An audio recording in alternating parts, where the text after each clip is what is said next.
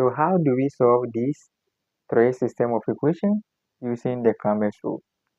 In solving this three system of equation using the Cramer's rule, we are going to follow the same approach that is used to solve two system of equation using the Cramer's rule. So what we are going to do first is to write the matrix equation for these three system of equation. So let's do that.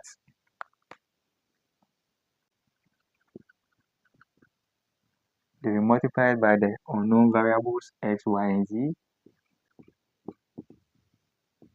and then we equate it to the constant matrix. Now once you have this, let's call this matrix matrix A, let's call this matrix matrix S, and let's call this matrix matrix B. So we want to find the variables x, y, and z, and using the Cramer's rule, to find the variable x, it is giving us the determinant of ax all over the determinant of a, and then to find the variable y, it is giving us the determinant of ay all over the determinant of what? A. And then to find the variable z, it is giving us the determinant of az all over the determinant of what? A.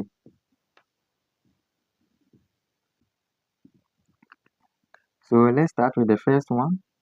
So the first thing that we are going to do is to find our determinant of A.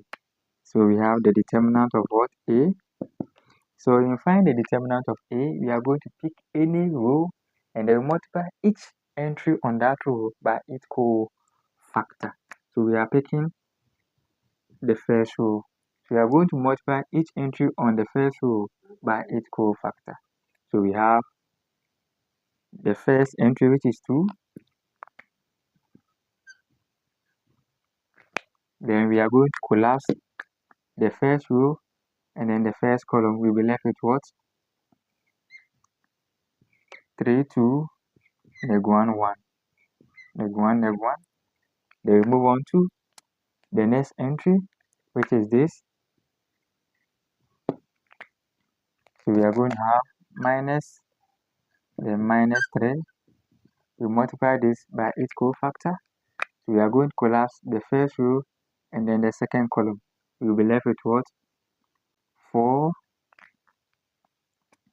We will be left with neg 4, 2, 1, neg 1. We'll move on to the last entry. So we are going to collapse the first row and then the last column. We'll be left with this entry.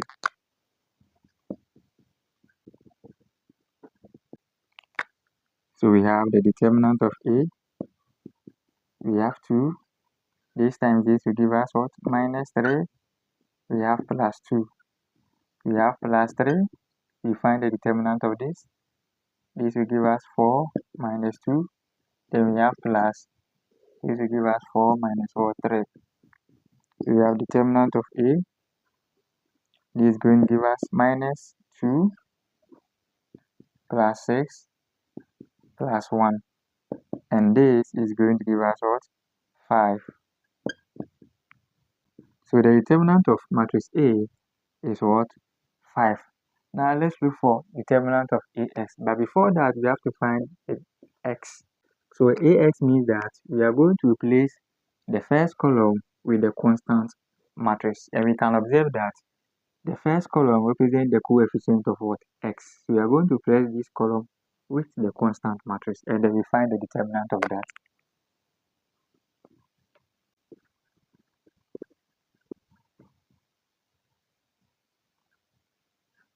Now once we have this, we find the determinant of this. So we are going to have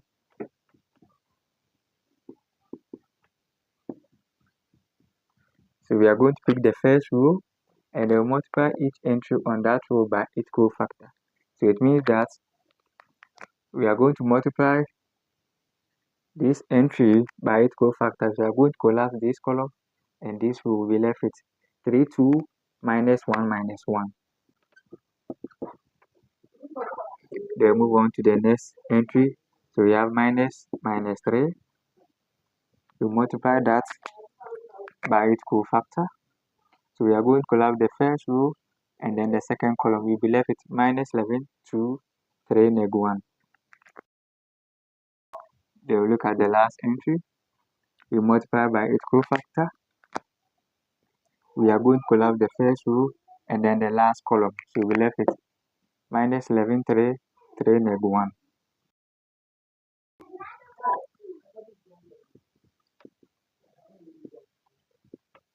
So we find the determinant of this. This will multiply this. We have minus 3 plus 2 plus 3 is giving us 11 minus 6.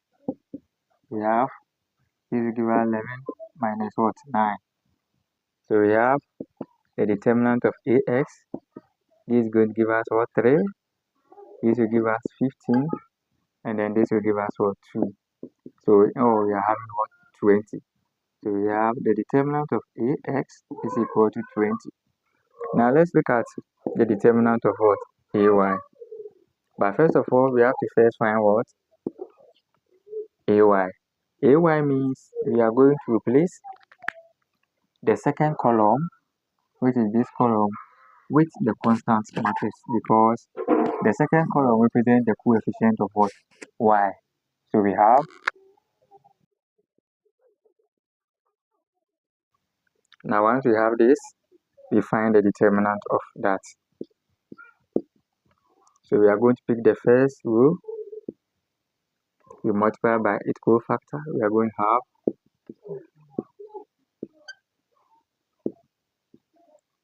then we have plus 3, so we'll be left with, then we have plus 1. Now once we have this, we find the determinant. This times this will give us 11.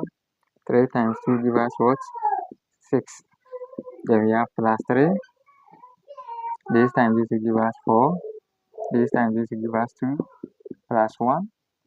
This will give us minus 12. Plus what? 11. So we have our determinant of AY is giving us. So this one will give us 10. This will give us 6. And this will give us minus 1. So we have a determinant of AY is equal to what? 15.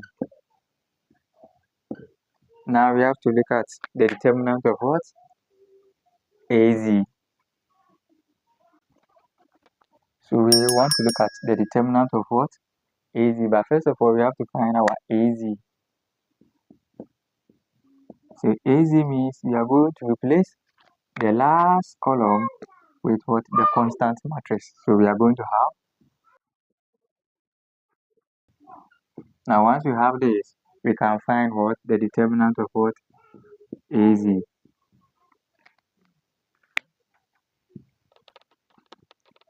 So with that, we are going to pick the first row and then multiply each entry on that row by its cofactor. So we have 2. It means we are going to collapse the first row and then the first column will be left with 3, neg 11, neg 1, 3. Then we move on to the next entry. So we are going to collapse the first row and then the second column will be left with this, and that. Then we look at the last entry. So we are going to collapse the first row and then the last column will be left with this, and that. Now once we have this, we find the determinants of each of the matrix.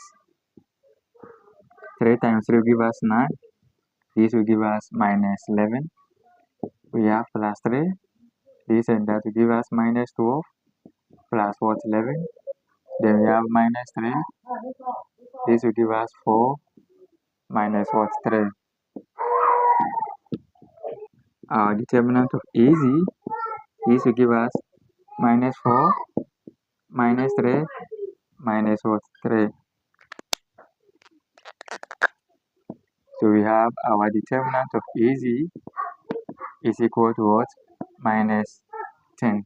Now that we have determinant of AX, determinant of AY, determinant of AZ, and then determinant of what? A, we can proceed to find our X, y, and then z.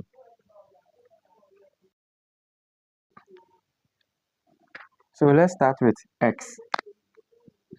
So we have determinant of ax, we had what? 20. Determinant of a, we had what? 5. So we have our s is equal to what? 4. Now let's look at y. Determinant of ay, we have 15. Determinant of a, we had 4. We had 5. So we have our y is equal to what? 3. Now let's look at z. Determinant of az, we had minus 10. Determinant of a, we had what? 5. So we have our z is equal to what? Minus 2. So this is how we use the Cramer's rule to solve three system of equation. This brings us to the end of today's lesson. See you tomorrow. Bye bye.